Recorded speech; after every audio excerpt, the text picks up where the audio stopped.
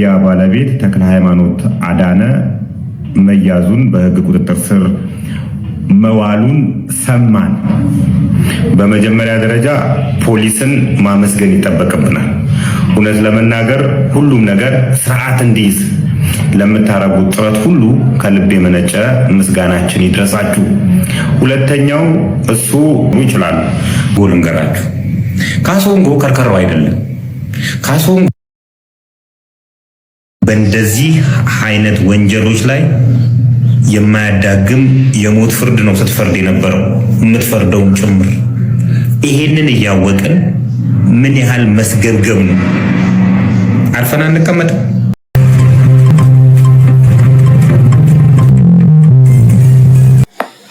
ሰላም ሰላም ወደ ቻናላችሁ ቤተሰቦች እንደምን አላችሁ? ዛሬም ተመልሰን በተለያዩ መረጃዎች መተናል። የዛሬው ትንሽ ለየት ያሉ መረጃዎች ነው። እንግዲህ አንዳንድ መረጃዎች አገራዊና ከተማዊ ጉዳዮች ይታያሉ።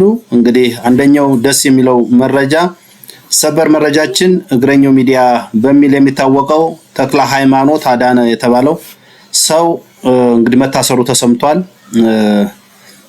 በተደጋጋሚ ለፖሊስ ብዙዎች ይናገሩ ነበር፣ ብዙዎች ያመለክቱ ነበር።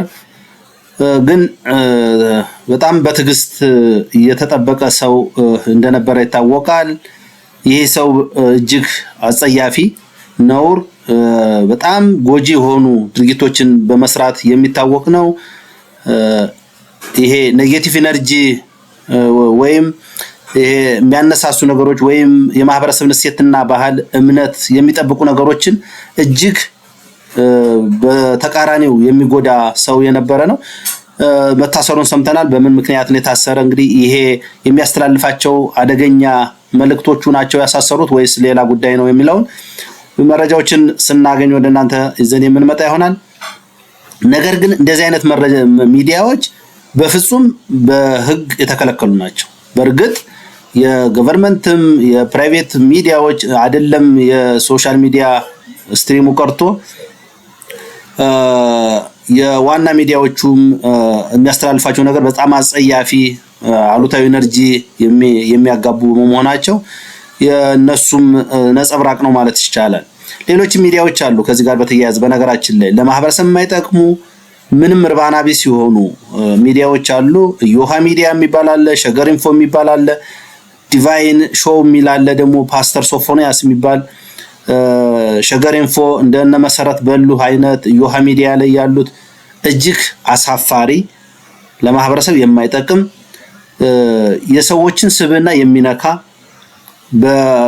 በሆነ ሰዓት ላይ መርማሪ የሚመስሉ በሆነ ሰዓት ላይ በትዳር ውስጥ ፍቅርን የሚዘሩ መስለው የሚቀርቡ ግን እዚያ ውስጥ ማአት የቤተሰብ ሚስጥር የሚያወጡ እጅግ ነውር የሆኑ ጉዳዮችን የሚያስተላልፉ ሰዎች ናቸው።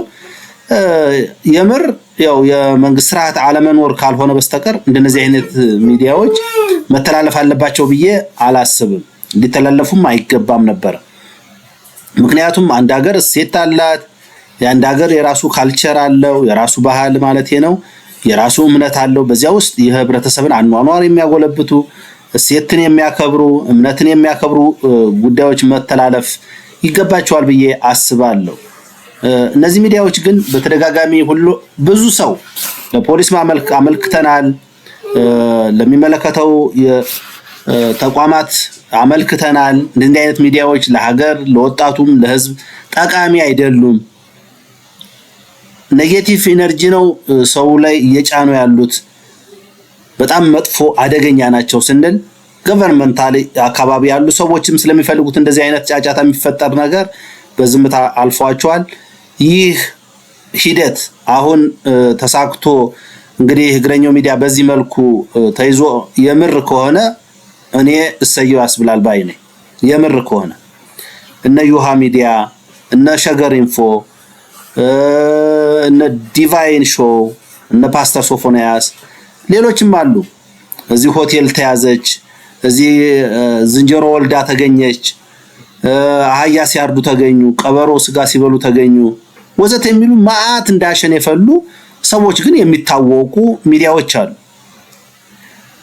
ባለማወቅም የሚሰሩ ይኖራሉ። ሆም ብለውም ደግሞ የማህበረሰብን እሴትና ባህል ከውጭ በመጣ ግሳንግስ የባህል እና የእምነት ማጥፋት ዘመቻ ተቀላቅለው አብረው የሚሰሩ ሰዎች እንዳሉ ግልጽ ነው። መጥቀስ ይቻላል። በጣም የተለያዩ ቻናሎች አሉ። በጣም አጸያፊ ቻናሎች አሉ።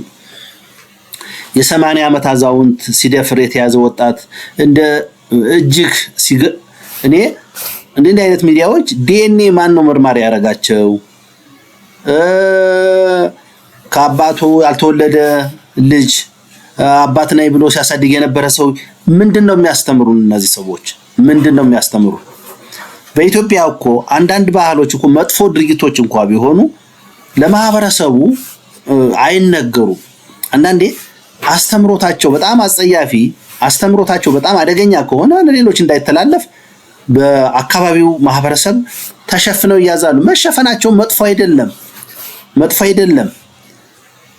ትዝ ይላችኋል የሆነ ጊዜ 10 ምናምን ዓመት ሳይሆን አይቀርም ቆይቷል፣ ወይ 20 ዓመት አካባቢ ሊሆነው ይችላል።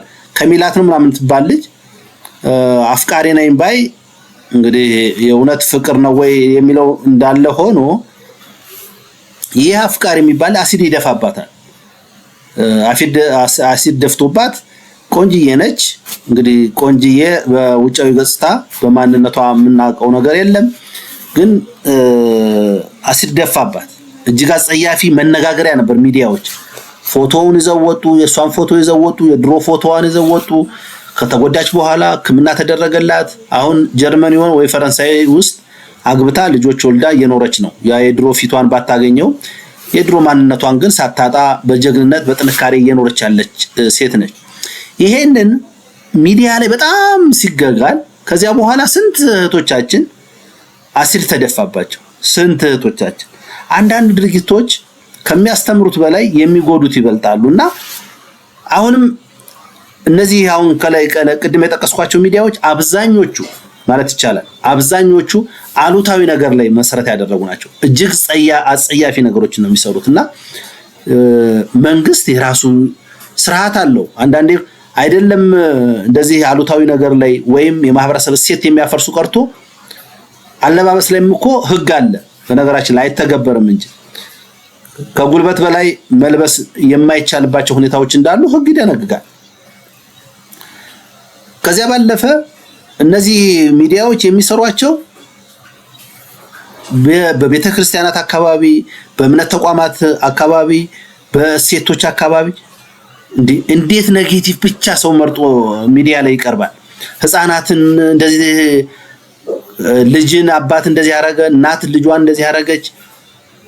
አብዛኛው ቪዲዮዎቻቸውን ብታዩዋቸው ካሉታዊ ነገር የጸዳ አንድም ነገር የላቸው። ተስፋ የሚሰጥ የላቸውም። አስተምሮት ወይም አሪያ የሚሆን ቪዲዮ እንኳን ሰርተው አያውቁም። እነዚህ ሰዎች ወይ ከኢሉሚናቲ የውጭ ባዕዳን አምልኮ ባዕዳን ስርዓት ጋር የተቆራኙ ሰዎች ናቸው ማለት ነው። የሀገርን ትውልድ የሚገነባ ነገር የማያቀርቡ ሰዎች እነዚህ ሰዎች። ሌሎችም አሉ። አንድ እንዳልክ እና ማህደር የሚል ድሮ ሬዲዮ ፕሮግራም ነበራቸው። አሁን እነሱም የስነ ልቦና ሰው ይላል። እሱ ራሱ ስነ ልቦናው የጠፋ ሰው እንደዚህ አይነት ባዕድ የሆኑ መጥፎ የሆኑ ነገሮችን እየበከሉ መሆናቸውን በደንብ እናውቃለን። እኛ እንግዲህ ዛሬ እግረኛው ሚዲያ ታስሯል ተብሏል። እሰየው፣ ከታሰረ እሰየው ነው። እውነት ለመናገር እንደዚህ አይነት ሚዲያዎች እጅግ ነውረኛ የሆኑ ሚዲያዎች መቆም አለባቸው ብለን እናስባለን። ሰው መቼስ በግለሰብ ሄዶ እነሱን አይደባደብ፣ በግለሰብ ሄዶ ማሰር አይችል። ለፖሊስ በተደጋጋሚ ማመልከት ችለናል ሁላችን ባለንበት፣ ግን መፍትሄ አልተገኘም ነበረ። እንግዲህ በዚያ ልክ ከሆነ በሚዲያው ምክንያት ከሆነ እሰየው የሚያስብሉ ሂደቶች አሉ። ለዚህ ግን ፖሊስ ብቻ አይደለም ማህበረሰቡ እንዲህ አይነት አጸያፊ ቪዲዮ የሚሰሩ ሰዎችን ለምንድን ነው የሚያበረታተው እንዴ? አይደለም ለአለመከተል ሪፖርት እኮ ማድረግ ይቻላል በሚያቀርቡት ነገር። ይሄ ባህልን፣ እምነትን፣ እሴትን ያጠፋል ብለን እኮ መቃወም እንችላለን። ይሄ ደግሞ የዩቲዩብም የሌሎችም ማህበራዊ ሚዲያዎች ፕላትፎርም አላቸው።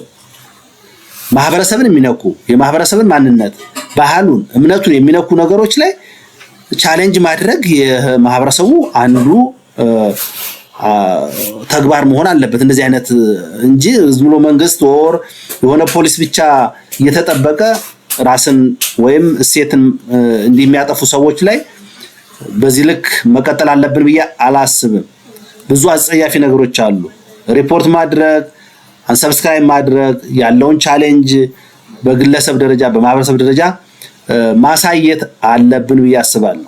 ስለዚህ እንደዚህ አይነት መንግስት ሰፖርት አድርጎ ህግ አካላት እንደዚህ አይነት ሰዎችን ጥሩ አስተሳሰብ ኢነርጂ የሚሰጡ ሰዎችን ሳይሆን መጥፎ ድርጊት የሚፈጽሙ ሰዎች እየተበረታቱ በመሆናቸው ብዙ ሚዲያዎች አሉታዊ ነገር ላይ እንዲያተኩሩ ሆነዋል። ስሜታዊ ነገር ላይ እንዲያተኩሩ ሆነዋል።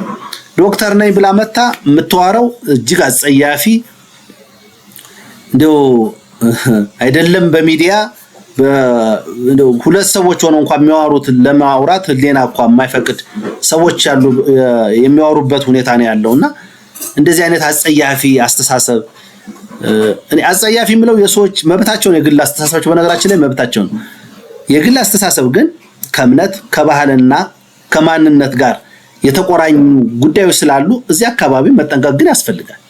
ዝም ብሎ መብቴ ነው ብሎ መሳደብ አይቻልም። መብቴ ነው ብሎ ብልግና የሆኑ ነገሮችን ሚዲያ ላይ በሐላል ማውጣት ተገቢ ነው ብዬ አላስብም።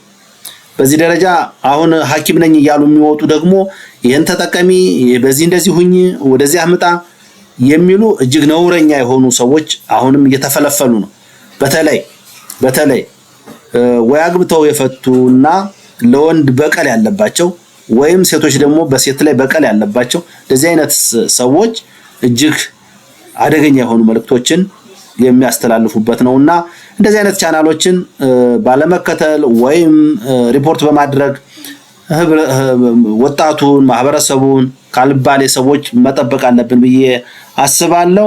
መንግስት ደግሞ ፖሊስ የተከታተለ ህጋዊ እርምጃ መውሰድ አለበት ብዬ አስባለሁ። ይሄ የመጀመሪያው ነው ብዬ ነው የማስበው። ሌሎችም ቅድም የጠቀስኳቸው ቻናሎች ሌሎችም ያልተጠቀሱ ቻናሎች ለፖሊስ ግን ሪፖርት የተደረጉ ቻናሎች አሉ። እዚያ ላይ ጥንቃቄ መደረግ አለበት ብዬ አስባለሁ። የዛሬው እግረኛው ሚዲያን መሰረት አድርገን አንዳንድ ጉዳዮች ላይ ያወራንበት የዛሬ ፕሮግራማችን ይህን ይመስል ነበረ። ስለነበረን ቆይታ እናመሰግናለን። መልካም ጊዜ